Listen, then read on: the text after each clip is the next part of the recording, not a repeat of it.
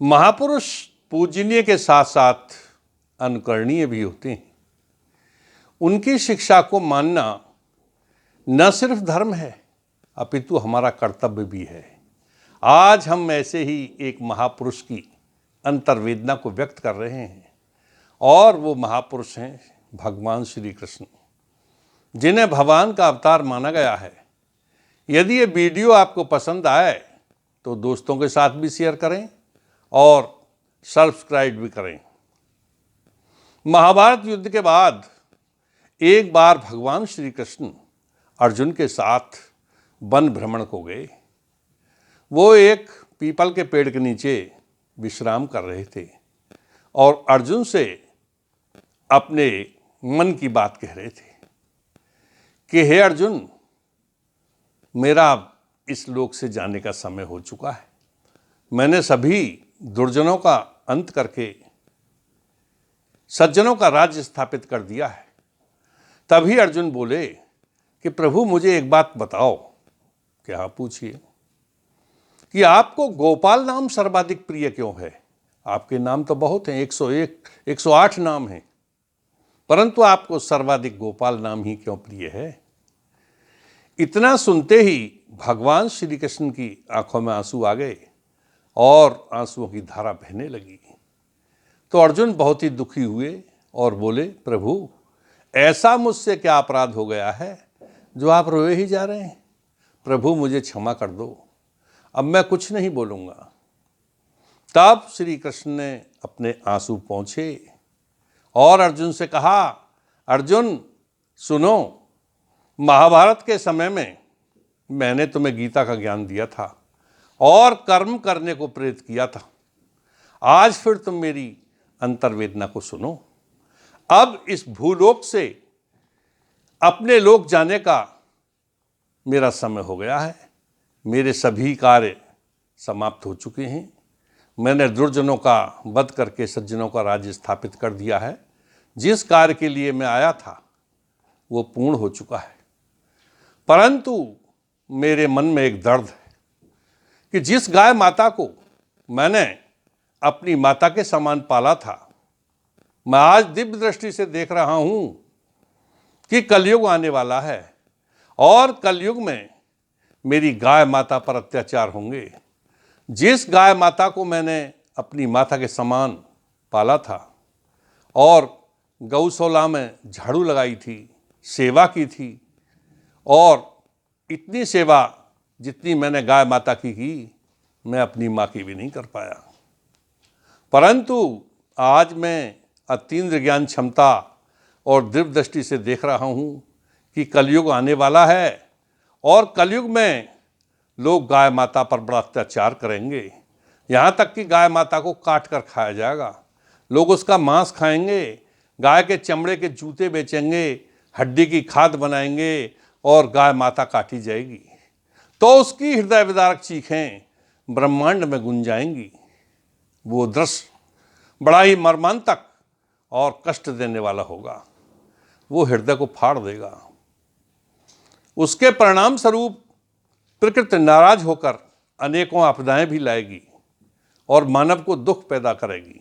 यानी कि तूफान आएंगे, समुद्र में विनाशक ऊंची लहरें उठेंगी, कभी अतिवृष्टि कभी अनावृष्टि जैसी आपदाएं होंगी जिसमें बहुत सारे मनुष्य मर भी जाएंगे। परंतु कलयुगी मानव पशु से भी निकृष्ट हो जाएगा और ऐसे नीच कर्म करेगा। यही मेरी अंतर्वेदना है और इसी के कारण मेरी आंखों से अश्रुधारा बह रही है, क्योंकि अंध लिप्सा लिप्त हो मानव असुर पन छाएगा। साक भाजी दुग्ध तज गौ मांस मानव खाएगा। गौ माता को निर्दयता से बधशाला काटा जाएगा। सींग हड्डी चर्म का व्यापार मानव लाएगा। तब नाश होगा धर्म का होवेंगे कृत्य भयंकरा। मानव में मानवता नहीं बन जाए गो रजनीचरा। गौ हत्या ज्यादा होएंगी हिल जाएगी ये वसुंधरा। सुन पार्थ ये सब दृश्य लख, त्रासों से मेरा मन भरा। और करुणामयी माँ चीत्कारें, करुणामयी माँ चीत्कारें ब्रह्मांड में गुंजाएंगी। भीषण अनर्थ है प्रतिक्रिया में आपदाएं आएंगी। तूफान और भूकंप होंगे, लहरें विनाश कराएंगी। कभी अतिवृष्टि अनावृष्टि विभीषिकाएं आएंगी। और मानव पशु में रहे भेदना, अंतर मन की यही वेदना। हे अर्जुन, मेरी अंतर्वेदना यही है। और कलयुग में ये सब होगा। तब अर्जुन ने कहा, प्रभु नहीं, ऐसा नहीं होगा।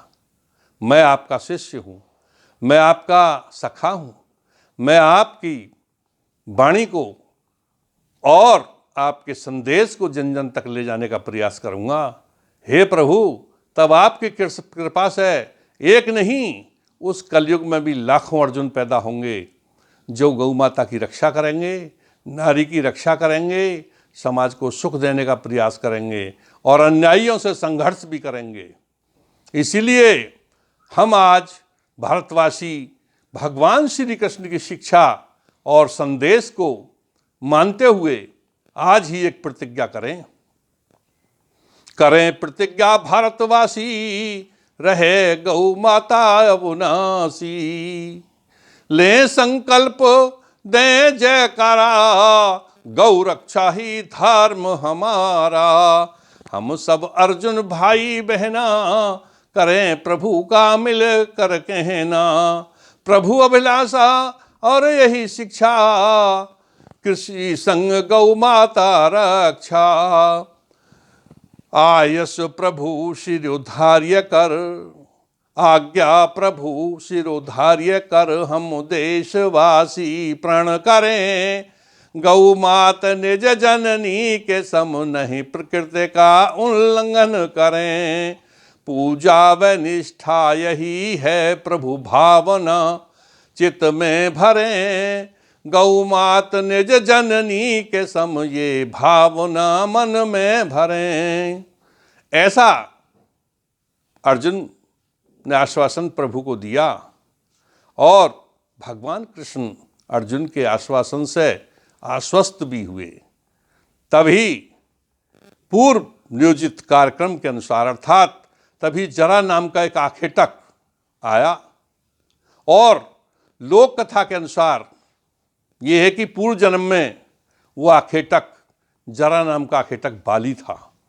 और जिस प्रकार विष्णु अवतार राम ने बाली को छुपकर मारा था, उसी प्रकार उस आखेटक रूप बाली ने भगवान कृष्ण के, विष्णु अवतार भगवान कृष्ण के बाएं पैर के पदम में छिप करके तीर मार दिया और कृष्ण के प्राण उसी पदम में बसते थे। इस प्रकार श्री कृष्ण भगवान अपने लोक को सिधार गए। परंतु हम सभी देशवासियों का गौ माता सम्मान करें, उसकी रक्षा करें और भगवान कृष्ण के संदेश और आदेश का पालन करें।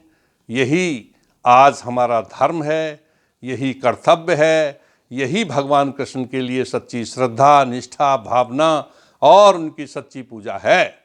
जय भगवान कृष्ण, जय गौ माता, जय हिंद, जय भारत।